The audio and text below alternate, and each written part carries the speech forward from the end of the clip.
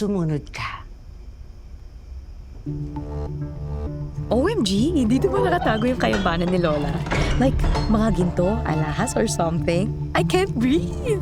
Pamana is waving, yayaman na ako!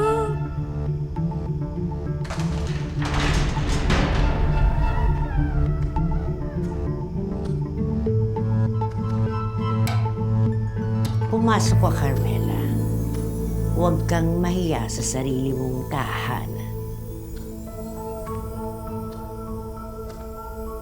Okay, aaminin ko, medyo creepy na talaga yung ngiti ni Lola. Pero sa dami ng mamahaling gamit dito, magkano ko kayo mabebenta lahat ng to?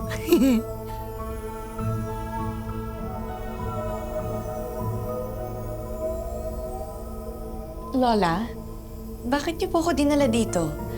Alam niyo kung dinala natin dito, sila Dad, sila Jenny, sila Emily, matutuwa po sila makita yung mga gamit. May gusto akong ipakilala sa'yo. Po?